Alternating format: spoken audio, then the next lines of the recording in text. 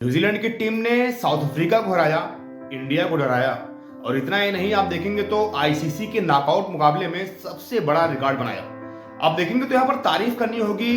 Consistence Kane Williamson की, यहाँ तारीफ करनी होगी एक 23 वर्षीय वो लड़के यानी कि रचिन रविंद्र की, यहाँ तारीफ करनी होगी मिचेल सैटर के शानदार कप्तानी की, यहाँ तारीफ करनी होगी मैट हेनरी की, यहाँ तारीफ करनी होगी पूरी न्यूजीलैंड की टीम की। किसी को आप यहाँ पे ये नहीं कह सकते कि आज इन्होंने अच्छा नहीं खेला। आज इस तरीके से चाहे ग्लेन फिलिप्स हो चाहे डेरिल मिचेल हो, हर किसी ने धुआंधार बल्लेबाजी करी। यहाँ तक कि आप देखेंगे ग्लेन फिलिप्स और डेरिल मिचेल ने लगभग 200 के स्ट्राइक रेट से बल्लेबाजी करी और न्यूजीलैंड की टीम का जो स्कोर था, जो एक समय लग रहा था यार ये स्कोर लगभग 325-320 जाएगा, लेकिन ग्लेन फिलिप्स और डेरिल मिचेल के बल्लेबाजी के चलते इस टीम ने पहाड़ जैसा स्कोर खड़ा कर दिया साउथ अफ्रीका के सामने। और स्कोर वो 262 जो सोच रही साउथ अफ्रीका, वो स्कोर जाकर पहुंचता है 362 रन, और ये सबसे बड़ा स्कोर है आप देखेंगे तो किसी भी आईसीसी इवेंट के नॉकआउट मुकाबले का। आप देखेंगे तो जिस तरीके से बल्लेबाजी यहाँ पर करते हैं, पहले विलियम जल्दी आउट हो जाते हैं, उसके बाद रचिन रविंद्र और केन विलियमसन के बीच में लगभग 180 रनों की साझेदारी होती है। ये साझेदारी बताती है कि यार आखिर जब आईसीसी का मुकाबला होता है तो उस मुकाबले में इतना निखर कर कैसे यहाँ पर न्यूजीलैंड की टीम आती है, तब कैसे कंसिस्टेंट केन विलियमसन जो है अपने आप को एक विकराल रूप देते हैं, और जो उनको कहा जाता है कि विलियमसन है, वो विलियमसन कैसा प्रदर्शन करता है। यहाँ पर जिस तरीके से बल्लेबाजी करते हैं रचिन रविंद्र, वो भी बता देते हैं बाबू इंडिया की टीम जो फाइनल गई है ना, हम उसको टक्कर देने के लिए आ रहे हैं। 2019 के वर्ल्ड कप के सेमीफाइनल में हमने उनको जिस तरीके से हराया था, एक बार फिर से हम तैयार हैं। यहाँ तारीफ करनी होगी केन विलियमसन की, क्योंकि आप देखेंगे तो केन विलियमसन ने शानदार बल्लेबाजी करी, 102 रन की पारी खेली, 10 चौके और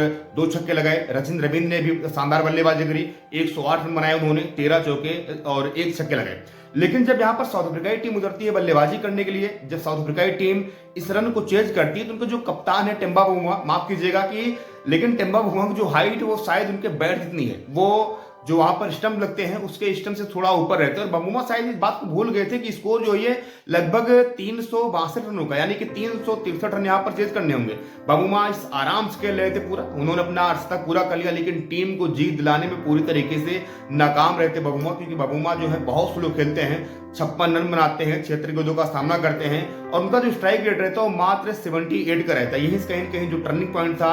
साउथ अफ्रीका हारने का, वो यही होता है। फिर आप देखेंगे तो जिस तरीके से बल्लेबाजी यहाँ पर करी राशिद वैन डुसेन ने, उन्होंने शानदार बल्लेबाजी करी, उन्होंने अपना अर्धशतक लगाया, लेकिन उनका भी स्ट्राइक रेट बहुत कम था। क्लासन तो सबको उम्मीद थी कि क्लासन बढ़िया खेलेंगे, लेकिन उनको न्यूजीलैंड के कप्तान यानी कि मिचेल सैंटर ने शानदार गेंदबाजी करी, और एक आप कह सकते हैं कि लगभग लो फुल टॉस गेंद पर वो जाकर कैच आउट हो जाते हैं, और उनका कैच पकड़ते हैं मैट हेनरी। उसके बाद वो चोटिल होते हैं, ग्राउंड के बाहर जाते हैं, फिर जब गेंदबाजी करने आती है तो वहां पर शानदार विकेट चुकाते हैं। एडन मार्करम से सबको उम्मीद थी कि यहाँ पर मार्करम शानदार बल्लेबाजी करेंगे, लेकिन मार्करम भी लगभग 29-30 रन लाकर वो फेल हो जाते हैं। यानी कि आप ये कह सकते हैं चाहे राशिद वैन डुसेन हो, चाहे क्लासन हो या मार्करम हो, ये 3 के 3 बल्लेबाज इनके पूरी तरीके से फ्लॉप रह जाते हैं, और लास्ट में लेकिन एक बार फिर से यहाँ पर शानदार बल्लेबाजी करते नजर आए मिलर ने शानदार बल्लेबाजी करी, 67 गेंदों में 100 रन बनाए, लेकिन वो शायद उस समय जो है जब मिलर बल्लेबाजी कर रहे थे तो वो रन का जो आंकड़ा था बहुत ज्यादा हो गया था। लगभग आप देखेंगे तो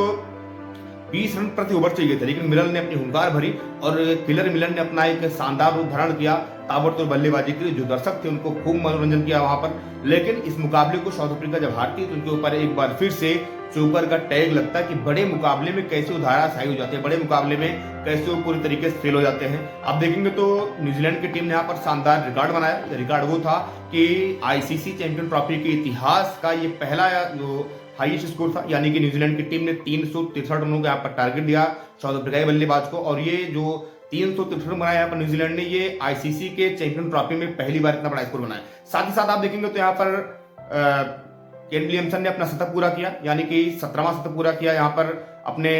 वनडे मैच का, और टोटल इनके शतक हो गए 48। अब ये जो है स्टीवन स्मिथ की बराबरी कर चुके हैं, राहुल द्रविड़ को पीछे छोड़ चुके हैं, कई मामलों में आप देखेंगे तो कई सारे दिग्गजों के पीछे छोड़ चुके हैं, और केन विलियमसन का जो फॉर्म है वो कहीं न कहीं टीम इंडिया को अब डरा रहा है। नो डाउट हमने 249 रन बनाए थे केन विलियमसन के टीम यानी कि न्यूजीलैंड के सामने, हम वहां पर इनको रोक दिए थे और ये मैच 44 रन जीत गए थे, लेकिन वो बात दूसरी थी। आप सबको बताया कि आईसीसी के किसी भी इवेंट में न्यूजीलैंड की टीम हमेशा टीम इंडिया पर भारी पड़ी है, तो कहीं न कहीं टीम इंडिया को शानदार तैयारी करनी होगी, टीम इंडिया को अच्छी बल्लेबाजी करनी होगी, अच्छी गेंदबाजी करनी होगी, क्योंकि अब चैंपियन ट्रॉफी 2025 के फाइनल में टीम इंडिया का मुकाबला होने जा रहा है विश्व की आप कह सकते हैं कि शानदार गेंदबाजी शानदार बल्लेबाजी करने वाली टीम से, यानी कि न्यूजीलैंड से।